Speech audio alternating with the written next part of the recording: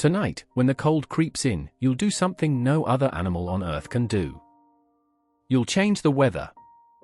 You'll turn a dial, or pull on a hoodie, or pour something hot into a cup. The chill vanishes in seconds, and you won't think about it for even one of them. But for almost the entire history of your species, winter was not an inconvenience. Winter was the thing most likely to kill you.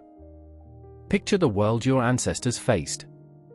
No walls that held heat. No coat by the door. No store full of food when the land outside gave nothing. They were primates, built for warm African days, with thin skin and almost no fur. By every rule of biology, they should never have survived a northern winter at all. So how did they? How did a tropical animal walk straight into the ice and stay? The first answer was the oldest one. Fire.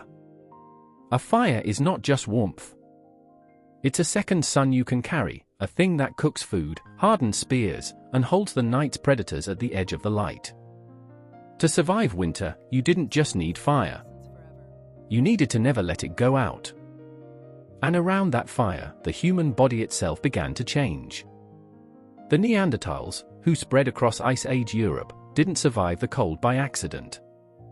The anatomist Erich Trinkau spent decades studying their bones and found a body rebuilt for the freeze. Short, powerful limbs. A broad, barrel chest. A compact frame that held heat the way a brick stays warm long after the oven is off. A tall, thin body sheds heat fast. A short, wide one keeps it. But your direct ancestors stayed tall and lean. So they needed another trick. You think of fat as something to fight. They thought of it as the difference between living and dying. In summer, the body packed surplus away under the skin, building an emergency battery. When the snow came and the hunting failed, that fat became fuel, burned slowly to keep the furnace alive. The craving you feel for heavy food when the days get short isn't a flaw. It's an instruction, telling you to prepare for a winter modern life has already cancelled. And inside you right now is a special kind of fat that doesn't store energy. It burns it. Scientists call it brown fat, and they once believed only babies and hibernating animals had it. Then researcher Wouter van Marken Lichtenbelt put adult volunteers in the cold and scanned them. He found it. Glowing patches of brown fat switching on, making heat directly, a tiny internal fire lit by the chill itself. You carry a heating system your ancestors used to survive the ice. But biology wasn't enough. To truly beat winter, humans invented something no body could grow. Clothing. A naked human freezes in hours. A clothed one can cross a glacier. When did it start? The answer came from the body louse, which lives only in clothing.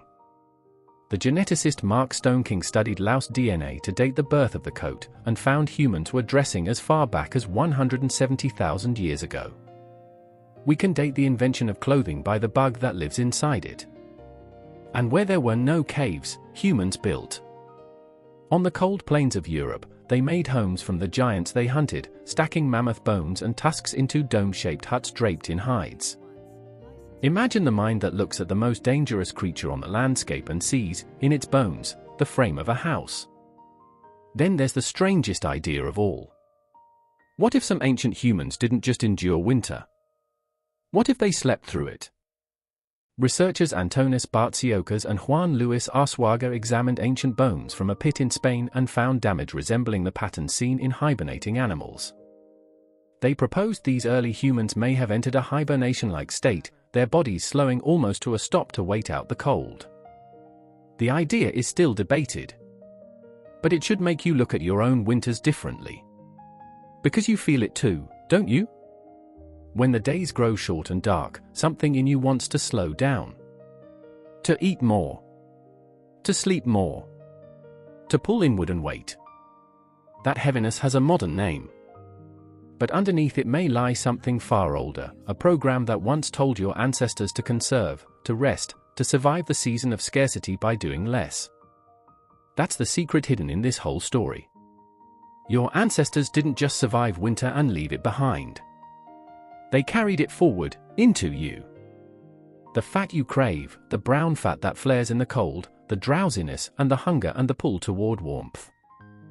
These aren't weaknesses.